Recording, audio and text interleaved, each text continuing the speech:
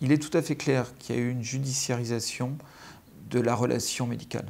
Je veux dire, c'est impossible de prétendre le contraire. On n'a qu'à voir d'ailleurs le nombre d'avocats qui aujourd'hui se prétendent spécialistes du droit de la santé, spécialisation qui n'existait pas il y a 10 ans. Donc les choses sont très claires.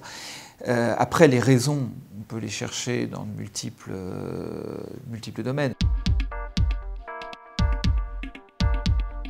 D'abord, il y a une sacralisation de la victime en France, qu'elle soit victime d'un accident médical ou d'un accident de la route ou d'un accident domestique ou tout ce que vous voulez. Cette volonté absolue de rechercher un responsable dans tous les domaines, je veux dire, dans lesquels il y a effectivement une victime. Et donc le domaine médical n'a pas échappé à ce mouvement, qui est un mouvement général de la société. Ça, c'est le premier point. Le deuxième point, c'est que les médecins, pendant très longtemps, se sont placés eux-mêmes, ou ont été placés, peu importe, sur un piédestal. Et effectivement, il y a eu, pendant très très longtemps, une espèce d'opacité par rapport aux complications qui étaient survenues dans le cadre de l'exercice médical en général. Donc les médecins considéraient que les patients n'avaient pas besoin de savoir, voire n'avaient pas le droit de savoir.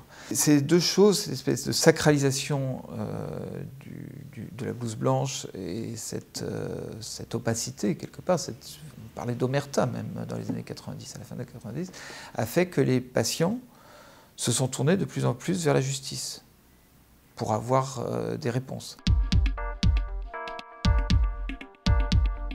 Pendant très longtemps, la réponse du corps médical a été inappropriée. C'est-à-dire qu'il se réfugiait derrière une vertu outragée, en disant « mais nous n'avons pas à répondre ». Moi, je me souviens effectivement de médecins qui étaient au cours d'expertise médicale sur des choses graves, qui disaient « mais à cause de choses comme ça, nous ne pourrons plus opérer ». Ce n'était pas la question.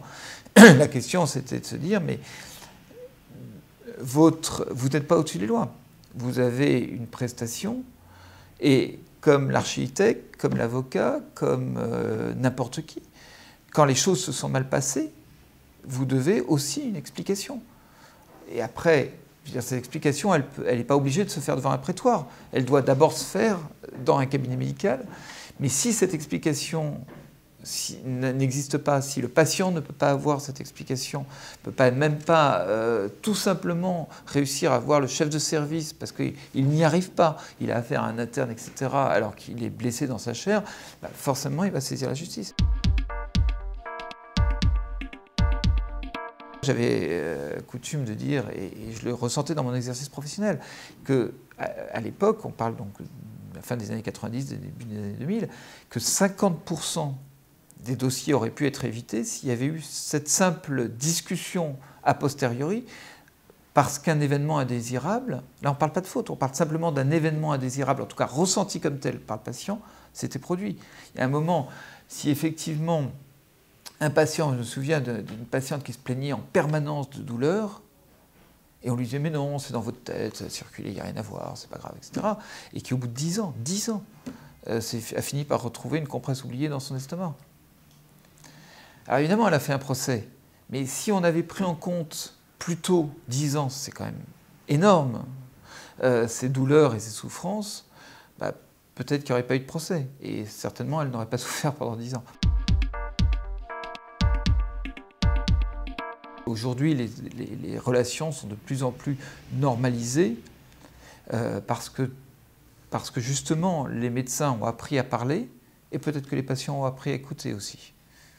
Voilà, mais il faut les deux. Mais il n'est plus aujourd'hui, en 2014, admissible qu'un médecin puisse essayer de se réfugier derrière un secret médical pour refuser une explication à un patient, surtout si elle est liée à un événement indésirable qui s'est produit. Encore une fois, l'événement indésirable, il n'y a pas dans la tête des patients, enfin en tout cas il ne devrait pas avoir, une assimilation entre événement indésirable et faute. Voilà. Mais pour ça, pour qu'il n'y ait pas cette assimilation, il faut un minimum de transparence. C'est-à-dire qu'il faut que le médecin explique ce qui a pu se passer sur une table d'opération pendant que le patient était endormi.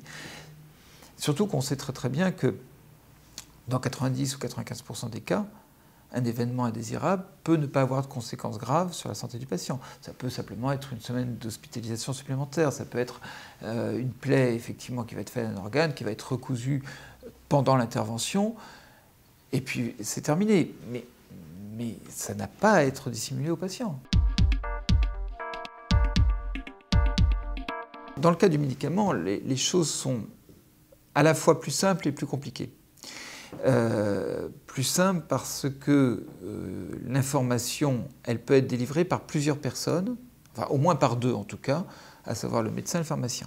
Dans la prise du médicament, le patient n'est pas entre guillemets inconscient comme il peut l'être sur une table d'opération. C'est-à-dire qu'il n'a pas l'impression qu'il s'est passé des choses en son absence, entre guillemets, parce qu'il était endormi. Donc il y a une démarche qui est une démarche consciente, qui est d'arriver devant un médecin, généralement le médecin traitant, pour une maladie, et d'être en demande d'une prescription médicale.